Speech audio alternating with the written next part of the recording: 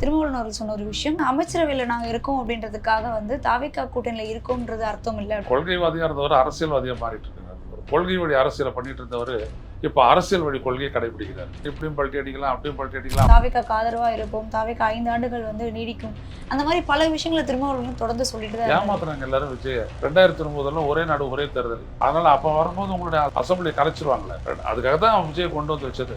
ஸ்டாலின் தான் எதிர்ப்பாரு, விஜய் என்ன பண்ண போறாரு? பாமக வந்து தாவேகாவுடன் கூட்டணி வைக்கத்தான வாய்ப்புகள் இருக்குமா? நாளைக்கு அங்கே ஒரு 4 எம்எல்ஏ இருக்காங்க இல்லையா, அந்த 4 எம்எல்ஏக்கள் பாஜக அனுமதி கொடுத்துச்சுன்னா அந்த 4 எம்எல்ஏக்கு ஆதரவு வருவாங்க. இவருடைய அம்மாவுக்கு ஒரு அவருடைய மனைவிக்கு வந்து ஒரு அமைச்சரவை தரலாம், இப்படியெல்லாம் பேசப்பட்டதான் ஏற்கனவே.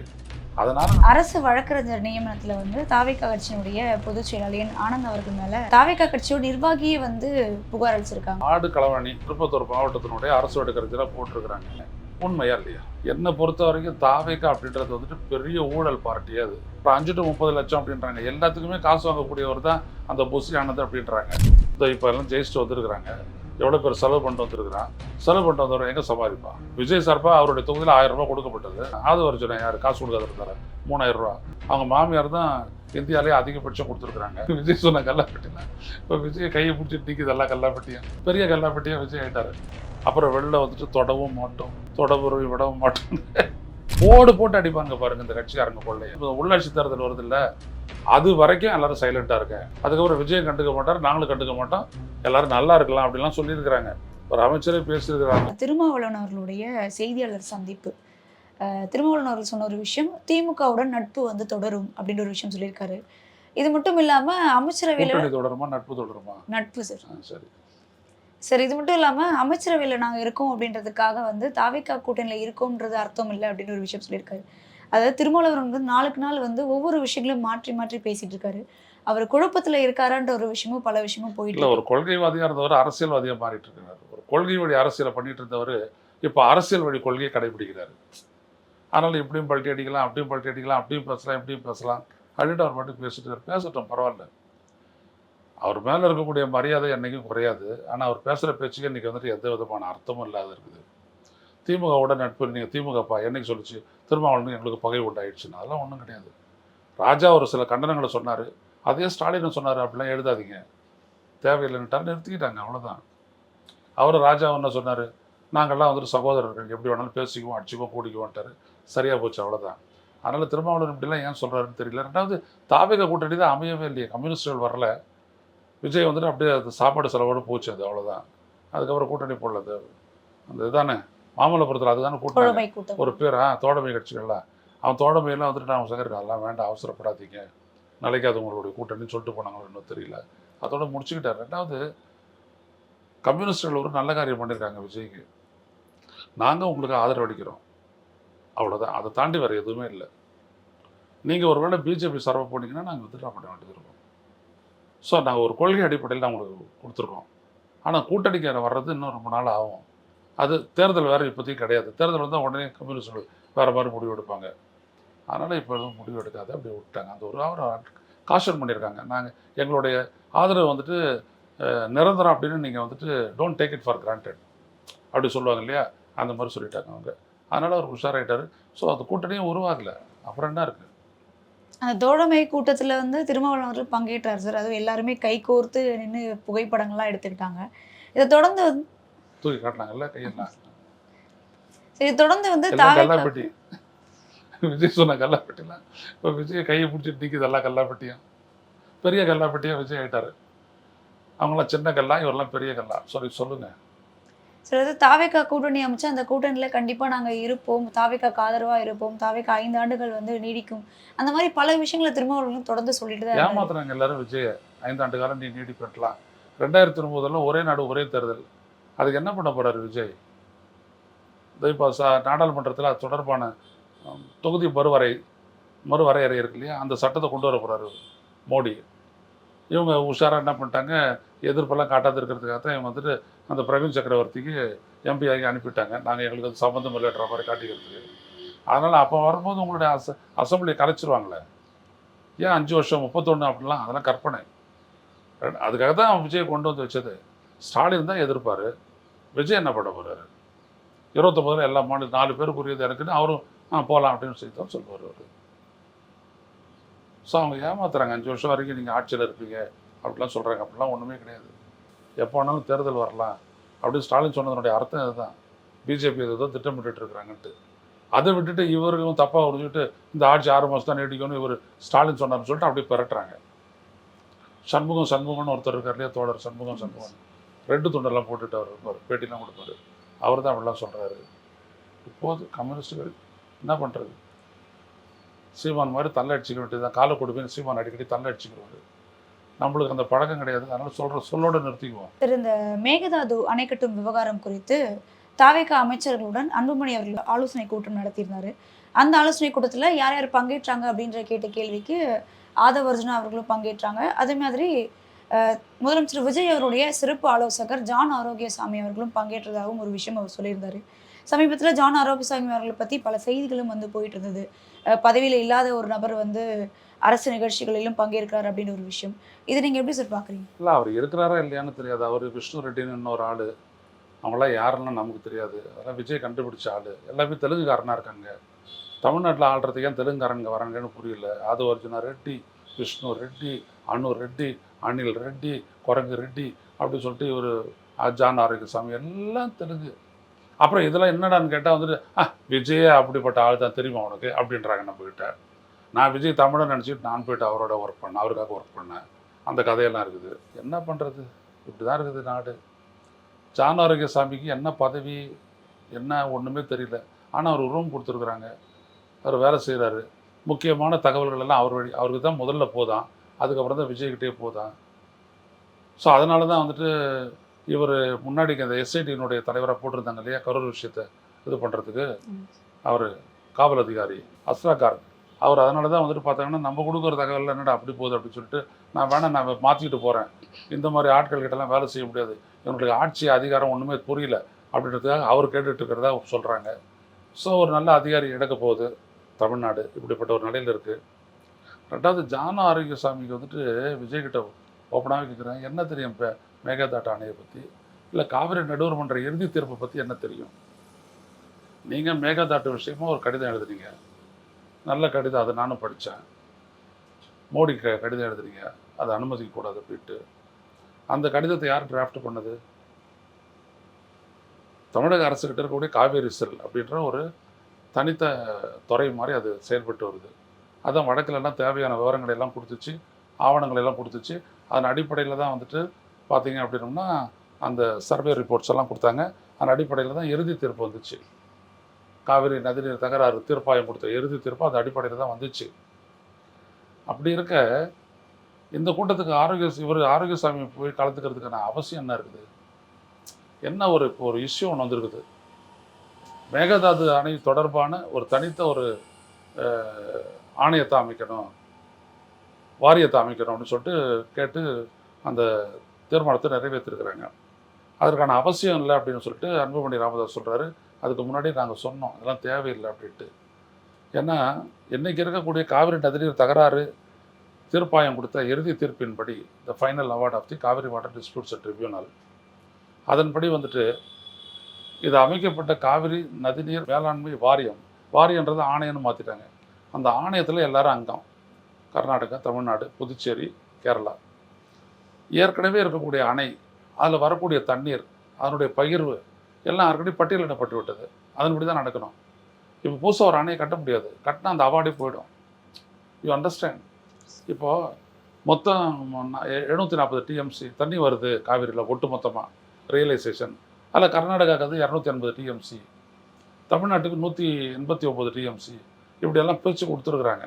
அதில் தமிழ்நாடு வந்துட்டு எவ்வளோ டிஎம்சி வந்துட்டு புதுச்சேரிக்கு தரணும், எவ்வளோ கேரளாவுக்கு தரணுன்றதெல்லாம் வந்துடுது.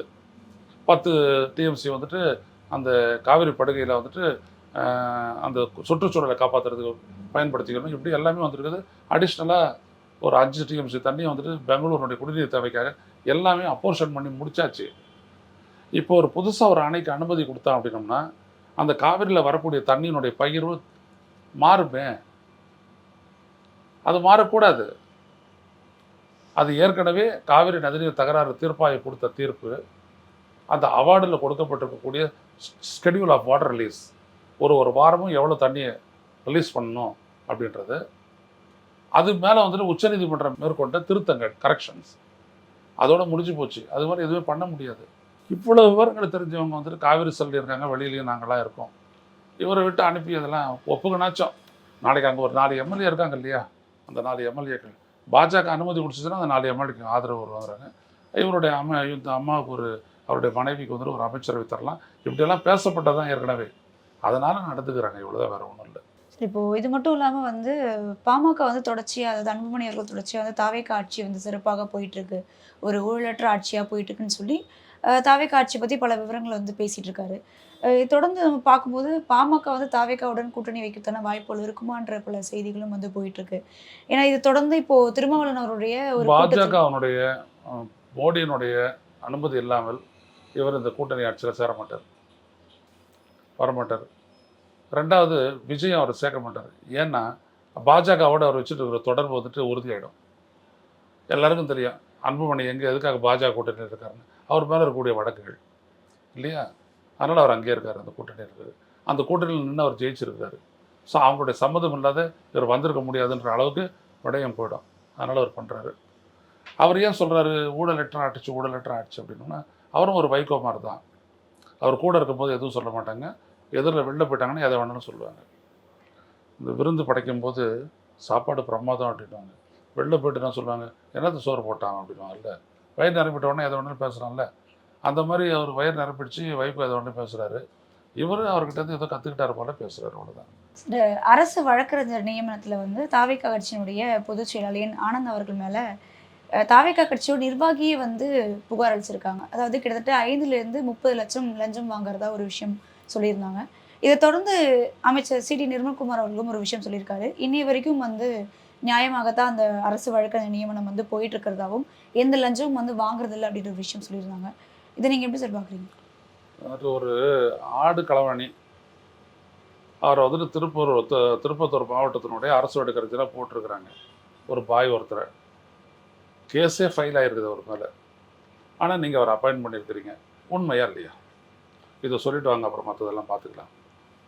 அவர் மேலே ஆடு களவானதை போலீஸ் ரெஜிஸ்டர் பண்ணியிருக்காங்க கேஸை. எதை வச்சு? இந்த சிசிடிவி கேமரா ஃபுட்டேஜை வச்சு ஆடு களவாணி திருடுறாரு அவர். பாய் ஏதோ திருமணத்துக்காக ஒரு போயிட்டு வாங்கணுமா ஆடுலாம் அப்படின்னு திருடி இருக்காரு. அவங்க கம்ப்ளைண்ட் கொடுத்துட்டாங்க, கண்டுபிடிச்சிட்டாங்க இவர் தான் அப்படின்ட்டு. அப்படிப்பட்ட ஆடு களவாணியை இவங்க பண்ணுறாங்க, போட்டிருக்காங்கன்னா காசு வாங்காத பண்ணியிருப்பாங்களா கேட்குறேன். ஒருத்தனுடைய ஆன்டிசிடென்டெல்லாம் பார்க்கணும்ல. என்னை பொறுத்த வரைக்கும் தாவேகா அப்படின்றது வந்துட்டு பெரிய ஊழல் பார்ட்டியே அது. இந்த பாருங்களேன், விஜய் கையெழுத்து போட்ட பிஃபார்ம் வந்துட்டு விற்றுட்டான்ல, யார் மாவட்ட செயலாளர் தானே விற்றான். அப்புறம் அந்த குமரவேலு இவங்க கேண்டிடேட்டை விஜய் அறிவிச்சு அவனை கூப்பிட்டு அரவணைச்சிக்கிட்டு ஃபோட்டோவில் பாருலாம் சொல்கிறாரு விஜய். பார்த்தியா அந்த வீடியோலாம்? பார்த்தீங்களா? அப்படிலாம் பார்க்குறாரு. அப்புறம் அவர் இல்லை, அந்த ஆள் வந்துட்டு விற்றுட்டான். இளையராஜா வந்துட்டு காசு கொடுத்து வாங்கிட்டு அவன் நின்றுட்டு ஜெயிச்சிட்டான். ஆனால் அந்த தேர்தலில் வந்துட்டு இவர் சொன்ன குமரவேல் வந்துட்டு சுயேட்சையை போட்டிகிட்டு இருக்கிறாரு. நம்ம ஜனங்க சின்னத்தை பார்க்க போதா போடலாம், இது ஆளை பார்க்க போதா என்ன பண்ண மாட்டேன், பிகில பார்த்துட்டு நான் போட்டுட்டேன் அப்படி சொல்லிட்டு எல்லோரும் அடிச்சு விட்டாங்க. இந்த மாதிரி ஏகப்பட்ட கேஸுங்க வந்துருக்குது. ரெண்டாவது இவங்க எல்லாருமே வந்துட்டு விஜயனுடைய படத்துக்கு பிளாக்ல டிக்கெட் விற்றவங்க தான் பெரும்பாலான ஆட்கள். ஒருத்தன் பார்த்தீங்க அப்படின்னம்னா அந்த இதில் உட்காந்துக்கிட்டு அந்த சேப்பாங்க ஸ்டேடியத்தில் உட்காந்துக்கிட்டு செல்ஃபோனில் மாத்திரையை வச்சு, ஆனால் செல்ஃபோன் வந்துட்டு ரொம்ப இரும்பில் தானே பண்ணப்பட்டிருக்குது. நம்மளாம் பார்க்குறோம், செல்ஃபோன் தானே இரும்பில் தானே பண்ணப்பட்டிருக்குது.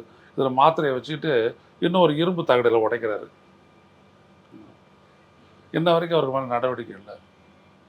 சும்மா அதான் சொல்ல வரேனே, அது ஒரு பார்ட்டியே கிடையாது. அவனும் வேலையை பார்த்துட்டு இருந்தான். விஜய் சீட்டு கொடுக்குறாருன்னொடனே அவனும் வந்தான். எவ்வளோ பேர் காசு கொடுத்து கேட்டானோ அவனுக்கெல்லாம் சீட்டு கொடுத்தாங்க. இல்லாததுக்கப்புறம் காசு இருக்கிறவனையெல்லாம் பார்த்து சீட்டு கொடுத்தாங்க. அப்படி விற்பனையாகி அதில் சக்ஸஸ் ஆனவர் தான் இளையராஜாவே. அதான் இப்போ எல்லா இடத்துலையும் போயிட்டு இருக்குது, ரைட்டுங்களா? அப்புறம் பார்த்தீங்கன்னா தொழில்துறை அமைச்சர் பார்த்தீங்க அப்படின்னா அங்கே போய்ட்டு ஸ்கூலில் போய்ட்டு அவர் ஆய்வு நடத்துறது. அது அந்த லேடி, அது இன்னொரு லெவல். அது அவங்க பண்ணிகிட்ருக்குறாங்க. எதையாவது சரியாக இருக்குது அங்கே. அப்புறம் 5 to 30 லட்சம் அப்படின்றாங்க. எல்லாத்துக்குமே காசு வாங்கக்கூடியவர் தான் அந்த புசி ஆனது அப்படின்றாங்க. இதெல்லாம் நான் நிறைய கேட்டுட்டு இருக்கிறேன். நான் இதெல்லாம் பேசுறது இல்லை. எனக்கெல்லாம் ஊழல் அப்படின்றதெல்லாம் இல்லை, அதெல்லாம் இல்லாத ஆக்கிடுவோம். எனக்கு தெரியும் ஊழலை பற்றி. நான் விபி சிங்கனுடைய தலைமையின் கீழ் எடுத்திருக்கேன். இந்த நாட்டில் ஊழலற்ற ஒரு அரசியல் பண்ண தலைவர்களில் அது ஒரு 4-5 பேர் சொல்லலாம். மகாத்மா காந்தி, ஜவஹர்லால் நேரு, மொரார்ஜி தேசாய், அப்புறம் அண்ணா, விபி சிங், இப்படிலாம் சொல்லலாம். அப்புறம் அடுத்தபடி அரசியல் வந்துட்டு காசு வாங்காத பண்ணதுன்னா ஐயநாதன்கிட்ட தான் வந்து நிற்கணும். நான் தான் அந்த மாதிரி பண்ணியிருக்கேன், வெளியில் காசு வாங்கக்கூடாதுன்னு சொல்லிட்டு நாம் தமிழர் கட்சிக்காரங்கிட்டே காசு வாங்கி கட்சி நடத்தியிருக்கேன். அந்த மாதிரிலாம் எனக்கு ஒரு ரெப்புடேஷன் உண்டு. இவங்கெல்லாம் எப்படி நடத்துகிறாங்க?